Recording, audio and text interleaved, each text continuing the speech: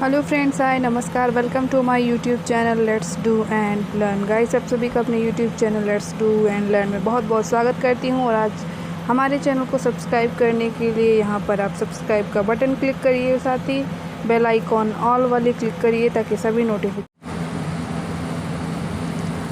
Hello friends, hi नमस्कार। Welcome to my YouTube channel. आज मैं सीटेट के प्रैक्टिस सेट लेकर आप सभी के सामने यहाँ पर आई हूँ और चलते हैं इस प्रैक्टिस सेट में। आज हम जो सब्जेक्ट लेके आए हैं वो हमारा हिंदी का सब्जेक्ट है।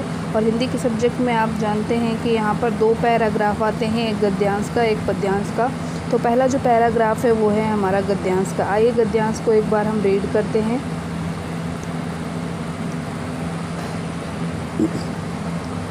गद्यांश कहता है कि संस्कृति किसी दो मंजिला मकान की तरह होती है।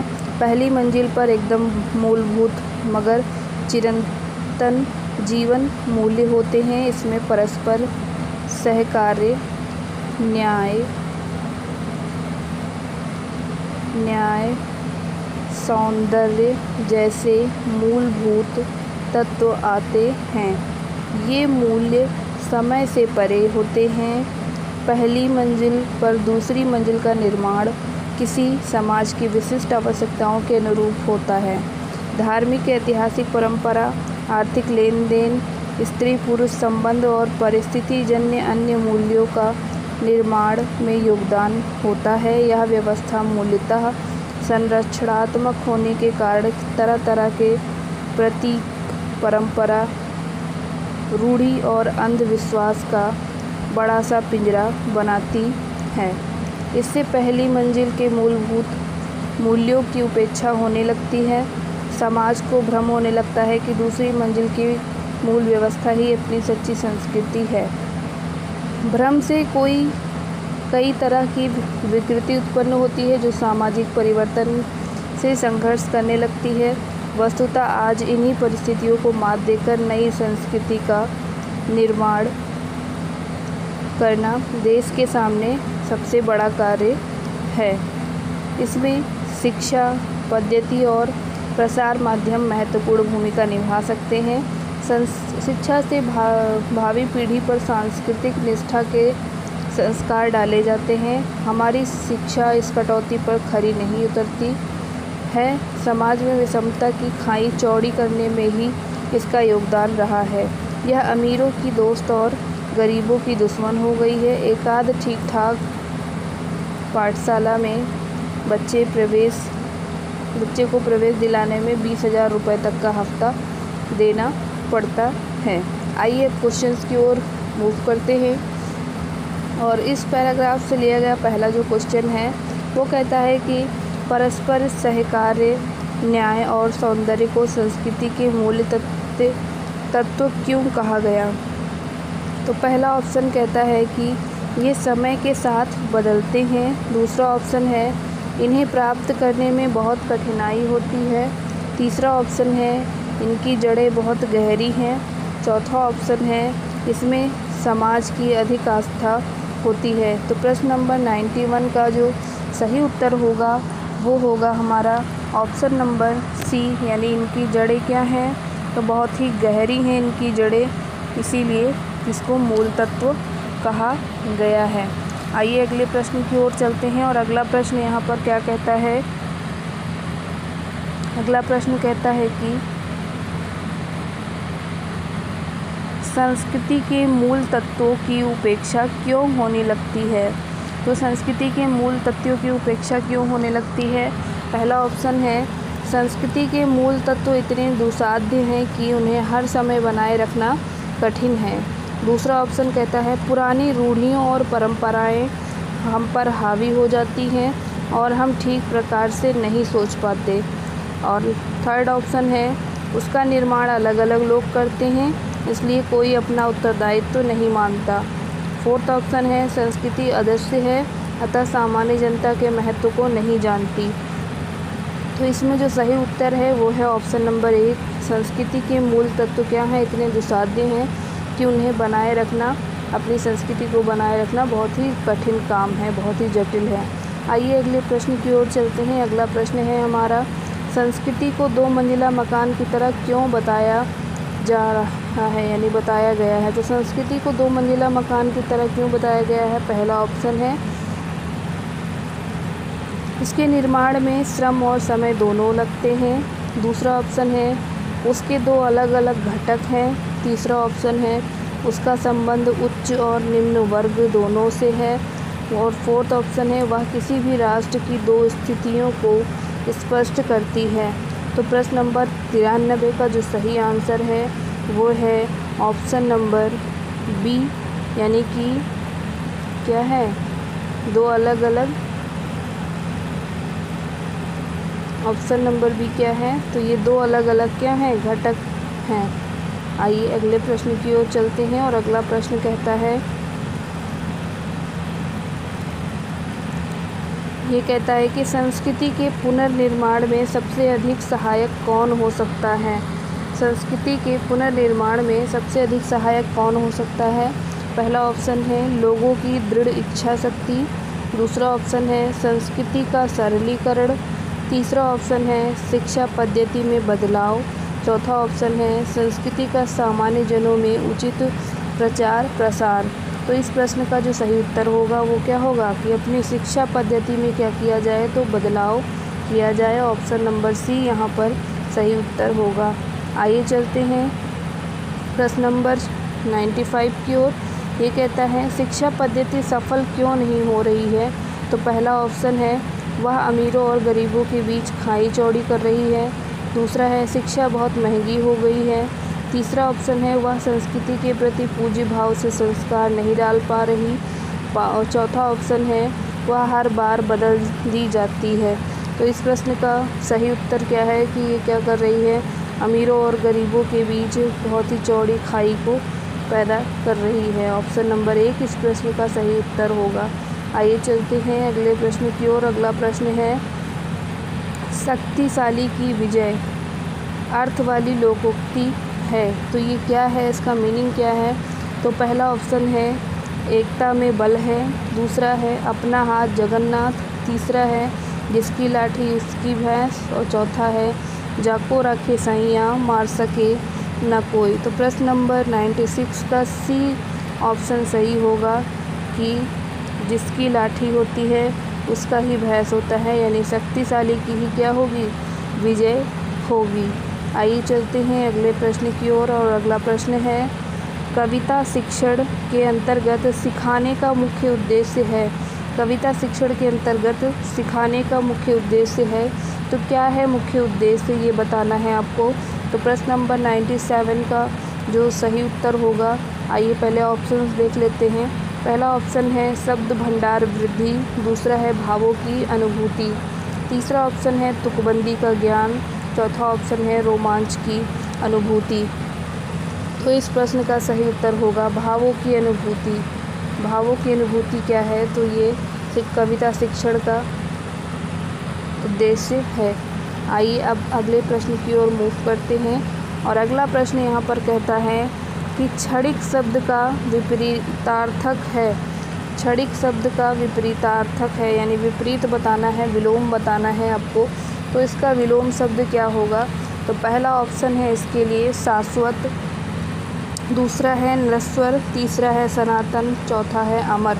तो प्रश्न नंबर 98 का सही उत्तर होगा ऑप्शन नंबर 1 क्षणिक का मतलब थोड़ी देर के लिए, शाश्वत का मतलब जो हमेशा के लिए रहे। आइए अगले प्रश्न की ओर चलते हैं। अगला प्रश्न है हमारा मुहावरे लोकोक्ति का प्रयोग। पहला है भाषा को क्लिष्ट बनाता है। दूसरा ऑप्शन कहता है भाषा की शोभा बढ़ाता है। तीसरा ऑप्शन कहता है प्रभावी भाषा का निर्माण करता है। चौथा ऑप्शन कहता है अनिवार्य है। तो इस प्रश्न का सही उत्तर क्या होगा? तो आप जानते हैं कि ये क्या करता है? प्रभावी बनाता है भाषा को।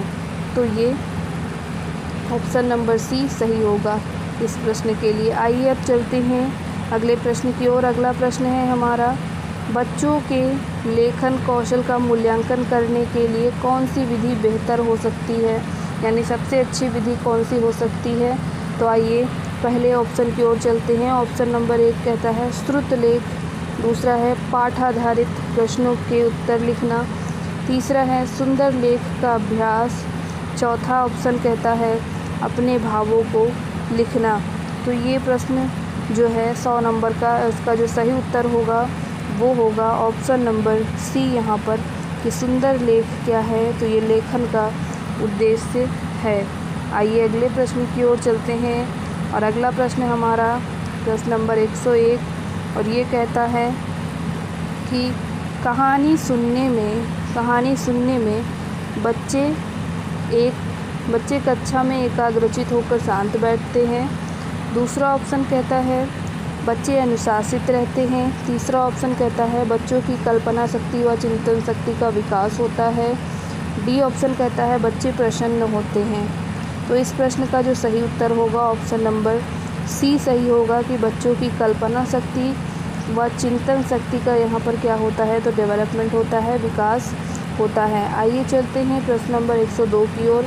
और प्रश्न नंबर 102 क्या कहता है, तो ये कहता है कि एक भाषा शिक्षक के रूप में सबसे बड़ी चुनौती, तो क्या है सबसे बड़ी चुनौती, ये आपको बताना है। पहला ऑप्शन कहता है बच्चों की भाषा को संचार साधनों के प्रभाव से मुक्त रखना। दूसरा ऑप्शन कहता है भाषा संसाधनों का अभाव है। तीसरा ऑप्शन कहता है बहुभाषिक कक्षा के शिक्षण के लिए उचित रणनीतियाँ तैयार करना। डी ऑप्शन कहता है बच्चों को भाषा सीखने में महत्व से परिचित कराना। तो 102 का जो सही उत्तर होगा ऑप्शन नंबर सी सही होगा, बहुभाषिक कक्षा के शिक्षण के लिए उचित रणनीतियाँ क्या की जाएँ, तो तैयार की जाएँ। ये होगा प्रश्न नंबर 102 का सही उत्तर। आइए अब चलते हैं अगले प्रश्न की ओर। अगला प्रश्न है प्रश्न नंबर 103। ये कहता है कि बच्चे विद्यालय आने से पहले क्या करते हैं। पहला है कोरी स्लेट होते हैं। दूसरा भाषा का समुचित उपयोग करने में समर्थ नहीं होते। तीसरा कहता है भाषा के चारों कौशलों पर पूर्ण अधिकार रखते हैं। डी ऑप्शन कहता है अपनी भाषा की नियमबद्ध व्यवस्था की व्यवहारिक कुशलता के साथ आते हैं। तो प्रश्न नंबर 103 का जो सही उत्तर है वो होगा ऑप्शन नंबर डी, यानी अपनी भाषा की नियमबद्ध व्यवस्था की व्यवहारिक कुशलता के साथ आते हैं। ऑप्शन नंबर 3 यहाँ पर सही उत्तर होगा। आइए अगले प्रश्न की ओर चलते हैं। अगला प्रश्न है पत्र पत्रिकाएं भाषा सीखने में क्या हैं।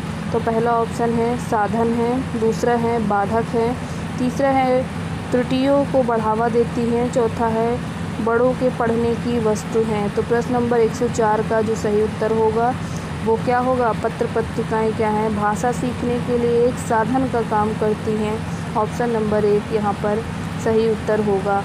अब चलते हैं अगले प्रश्न की ओर। प्रश्न नंबर 105 कहता है, ये कहता है कि कक्षा में कुछ बच्चे लिखते समय वर्तनी संबंधी त्रुटि करते हैं।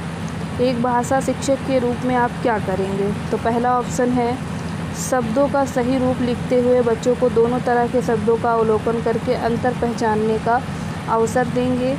उन्हें सख्त निर्देश देंगे कि वे आगे से गलती ना करें। तो आप जानते हैं कि बच्चों पर आप सख्ती नहीं कर सकते, तो ये ऑप्शन वैसे भी गलत हो गया।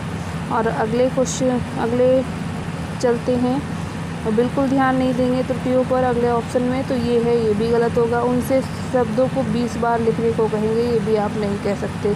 तो यहाँ पर जो सही उत्तर होगा वो होगा हमारा कि शब्दों का सही रूप लिखते हुए बच्चों को क्या करेंगे, दोनों शब्दों का अवलोकन करने के लिए कहेंगे, जिससे वो क्या करेंगे, अंतर को समझ सकेंगे। ऑप्शन नंबर 1 इस प्रश्न का सही उत्तर होगा। आइए आगे चलते हैं। और अब क्या करना है, तो अब यहाँ पर हमारा पद्यांश आ गया। इस पद्यांश के अकॉर्डिंग हमें आंसर करना है। चलते हैं पद्यांश की ओर। पद्यांश कहता है कि नहीं झुका करते जो दुनिया से, करने को समझौता, ऊंचे से ऊंचे सपने को देते रहते जो न्योता, दूर देखती जिनकी पैनी आँख भविष्यत का तमचीर, मैं हूँ उनके साथ खड़ी जो सीधी रखते अपनी रीढ़। आइए प्रश्नों की ओर चलते हैं। प्रश्न है हमारा कि कविता की पंक्तियों के अनुसार कविता किसके पक्ष में खड़ी है। पहला ऑप्शन है जो उजाला फैलाते हैं, दूसरा ऑप्शन है जो समझौता करके शांति फैलाते हैं, तीसरा ऑप्शन है जो स्वाभिमानी साहसी और निर्भीक हैं। और डी कहता है जो केवल सपनों में खोए रहते हैं। तो प्रश्न नंबर 106 का जो सही उत्तर होगा वो होगा जो स्वाभिमानी हैं, साहसी हैं और निर्भीक हैं। आइए अगले प्रश्न की ओर चलते हैं। अगला प्रश्न कहता है कि व्यक्ति की दृष्टि कैसी होनी चाहिए। तो ऑप्शन नंबर 1 कहता है दूरदर्शिता से लैस। दूसरा कहता है भविष्य का अंधेरा दूर करने वाली। तीसरा ऑप्शन कहता है अंधकार को चीरने वाली। चौथा ऑप्शन कहता है दूर की चीज़ों को साफ साफ देखने वाली। तो प्रश्न नंबर 107 का जो सही उत्तर होगा वो होगा दूरदर्शिता से लैस। ऑप्शन नंबर 1 यहाँ पर सही उत्तर होगा। आइए अब चलते हैं अगले प्रश्न की ओर। अगला प्रश्न है हमारा ऊंचे से ऊंचे सपनों को निमंत्रण देने का भाव है। तो ऊंचे से ऊंचे सपनों को निमंत्रण देने का क्या भाव है ये आपको बताना है। तो आइए अगले प्रश्न की ओर चलते हैं। अगला प्रश्न है हमारा स्वप्नशील रहना। दूसरा ऑप्शन है हमारा सपनों को आमंत्रित करना। तीसरा ऑप्शन है ऊंचे सपनों को आमंत्रित करना। चौथा ऑप्शन है उच्च कोटि के स्वप्न देखना और उन्हें साकार करने का प्रयास करना। तो प्रश्न नंबर 108 का क्या है कि उच्च कोटि के सपने देखना और उनको क्या करना, साकार करने का प्रयास करना। आइए अगले प्रश्न की ओर चलते हैं। अगला प्रश्न है तम शब्द का पर्याय। तो तम शब्द का पर्याय क्या होता है। पहला ऑप्शन है अंधकार, दूसरा है निशा, तीसरा है यामिनी, चौथा है रात। तो तम का क्या मतलब होता है। तो ऑप्शन नंबर 1 यहाँ पर सही होगा क्योंकि तम का मतलब होता है अंधेरा, अंधकार। निशा मतलब होती है रात, रात मतलब तो रात, यामिनी मतलब भी रात। लेकिन रात का मतलब अंधेरे से नहीं है, रात का मतलब अंधेरे, तम का मतलब अंधेरे से है। आइए अगले प्रश्न की ओर चलते हैं। अगला प्रश्न है हमारा नहीं झुका करते जो दुनिया से। पंक्ति में किसके सामने ना झुकने की बात की गई है। तो पहला ऑप्शन है अन्यायी राजाओं के सामने। दूसरा ऑप्शन है दुनिया के व्यक्तियों के सामने। तीसरा ऑप्शन है विषम परिस्थितियों और अन्याय के सामने। चौथा ऑप्शन है दुनिया के सभी देशों के सामने। तो प्रश्न नंबर 110 का सही उत्तर होगा ऑप्शन नंबर सी, विषम परिस्थिति और अन्याय के सामने नहीं झुकना है। ये हमारा राइट आंसर होगा। प्रश्न नंबर 111 की ओर चलते हैं और ये कहता है कि रीढ़, सीधी रीढ़ का आशय है। तो सीधी रीढ़ का आशय किससे है। तो पहला ऑप्शन है स्वाभिमानी और स्वावलंबी होना। दूसरा है अभिमानी होना। तीसरा ऑप्शन कहता है आत्मनिर्भर होना। चौथा ऑप्शन कहता है सीधी बात करना। तो प्रश्न नंबर 111 का जो सही आंसर है वो है स्वाभिमानी और स्वावलंबी होना। ये हमारा क्या है, ऑप्शन नंबर 1 इस प्रश्न का सही उत्तर है। चलते हैं प्रश्न नंबर 112 से 120 तक। 112 नंबर का प्रश्न कहता है कि बच्चों की भाषा का आकलन करने के लिए सबसे उचित तरीका। तो पहला ऑप्शन कहता है कि बच्चों के भाषा प्रयोग का अवलोकन करना। दूसरा है बच्चों से किताब पढ़वाना। तीसरा कहता है बच्चों से परियोजना कार्य कराना। चौथा ऑप्शन कहता है बच्चों की लिखित परीक्षा लेना। तो इन चारों ऑप्शंस में से आप क्या करेंगे। तो पहला ऑप्शन यहाँ पर सही होगा कि भाषा के प्रयोग का क्या करें, बच्चे के भाषा प्रयोग का आप अवलोकन करें। आइए अगले प्रश्न की ओर चलते हैं। ये कहता है कि पहली और दूसरी कक्षा में भाषा के साथ ही कला शिक्षा को समेकित यह करना उद्देश्य नहीं है। तो पहला ऑप्शन है चित्रों के माध्यम से अभिव्यक्ति का विकास। दूसरा ऑप्शन है बच्चों द्वारा आनंद की प्राप्ति। तीसरा ऑप्शन है बच्चों के लेखन में परिपक्वता लाना। चौथा ऑप्शन है बच्चों की रचनात्मकता का विकास। तो प्रश्न नंबर 113 का जो सही आंसर है वो ऑप्शन नंबर सी सही होगा कि बच्चों के लेखन में परिपक्वता लाना। ये ऑप्शन नंबर सी यहाँ पर सही उत्तर होगा। आइए चलते हैं अगले प्रश्न की ओर। अगला प्रश्न है प्राथमिक स्तर पर बच्चों की घर की भाषा को अपनी कक्षा में स्थान देना ज़रूरी है क्योंकि घर की भाषा क्या है। तो पहला ऑप्शन है सरल होती है। दूसरा ऑप्शन है बच्चों ने अभी पूर्णता नहीं सीखी है। तीसरा ऑप्शन है बच्चे के भाषाई पूंजी है। चौथा ऑप्शन है मानक स्वरूप के लिए। तो प्रश्न नंबर 114 का जो सही उत्तर होगा कि वो क्या है, बच्चे की भाषाई पूंजी है, वो उसके पास अपनी पूंजी है। आइए अगले प्रश्न की ओर चलते हैं। अगला प्रश्न है, प्राथमिक स्तर पर बच्चों के लिए बाल साहित्य के चयन का मुख्य आधार क्या होता है। तो पहला ऑप्शन है रंगीन चित्र, दूसरा है सरल जानकारी, तीसरा है छोटी रचनाएं, चौथा है रोचक विषय वस्तु। तो प्रश्न नंबर 115 का जो सही उत्तर होगा वो ऑप्शन नंबर डी वाला सही होगा।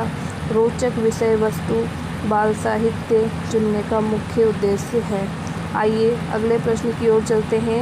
ये कहता है कि प्राथमिक स्तर पर भाषा सिखाने की सर्वश्रेष्ठ विधि है। तो प्राथमिक स्तर पर भाषा सिखाने की सर्वश्रेष्ठ विधि कौन सी है। ऑप्शन नंबर 1 कहता है बच्चों को कहानी सुनाना। ऑप्शन नंबर 2 कहता है बच्चों को पाठ्य पुस्तक पर आधारित वीडियो कार्यक्रम दिखाना। तीसरा ऑप्शन कहता है बच्चों को भाषा का प्रयोग करने के विविध अवसर देना। चौथा ऑप्शन कहता है बच्चों के साथ कविता गाना। तो प्रश्न नंबर 116 का जो सही उत्तर होगा वो होगा ऑप्शन नंबर सी, बच्चों को भाषा का प्रयोग करने के विविध अवसर को क्या करें, उन्हें दें। ऑप्शन नंबर सी यहाँ पर सही उत्तर होगा। आइए अगले प्रश्न की ओर चलते हैं और अगला प्रश्न है हमारा, भाषा विकास के संबंध में कौन सा कथन सही नहीं है। भाषा विकास के संबंध में कौन सा कथन सही नहीं है ये बताना है। पहला ऑप्शन कहता है भाषा विकास व्यक्ति निरपेक्ष है। दूसरा ऑप्शन कहता है बड़ों का संपर्क भाषा विकास की गति को तीव्र कर देता है। तीसरा ऑप्शन कहता है भाषा विकास व्यक्ति सापेक्ष है। चौथा ऑप्शन कहता है प्रारंभिक भाषाई परिवेश की समृद्धता भाषाई विकास में सहायक होती है। तो प्रश्न नंबर 117 का जो सही आंसर होगा वो होगा भाषा विकास व्यक्ति निरपेक्ष है। ऑप्शन नंबर 1 यहाँ पर सही उत्तर होगा। आइए अगले प्रश्न की ओर चलते हैं। अगला प्रश्न है हमारा, इनमें से प्राथमिक स्तर पर भाषा आकलन का सर्वाधिक उचित तरीका है। इनमें से प्राथमिक स्तर पर भाषा आकलन का सर्वाधिक उचित तरीका क्या है। तो पहला ऑप्शन है बच्चों से पत्र लिखवाना। दूसरा है बच्चों से प्रश्नों के उत्तर लिखवाना। तीसरा ऑप्शन है किसी पाठ्य की जांच 5 पंक्तियाँ पढ़वाना। डी ऑप्शन है बच्चों को चित्र वर्णन और प्रश्न पूछने के अवसर देना। तो प्रश्न नंबर 118 का सही उत्तर होगा बच्चों को चित्र वर्णन और प्रश्न पूछने का अवसर यहाँ पर देना। आइए अगले प्रश्न की ओर चलते हैं। अगला प्रश्न है, कौन सा प्रश्न बच्चों की भाषा क्षमता का सही आकलन करेगा। तो प्रश्न यहाँ पर दिए गए हैं और आपको सही उत्तर बताना है कि कौन सा प्रश्न बच्चे की भाषा क्षमता का आकलन कर पाएगा। तो पहला ऑप्शन कहता है यदि तुम आम बेचोगे तो उसके कितने दाम लोगे और क्यों। पहला ऑप्शन के बाद दूसरा ऑप्शन है आजकल आम का दाम कितना है। तीसरा ऑप्शन है लड़की ने किसके दाम नहीं बताए। चौथा ऑप्शन है लड़की टोकरी में क्या बेच रही थी। तो प्रश्न नंबर 119 का सही उत्तर होगा ऑप्शन नंबर 1, यदि तुम आम बेचोगे तो उसके कितने दाम लोगे और क्यों। ये ऑप्शन सही उत्तर होगा। आइए आज के सीरीज़ का अंतिम प्रश्न, और अंतिम प्रश्न क्या कहता है। तो ये कहता है कि प्राथमिक स्तर पर भाषा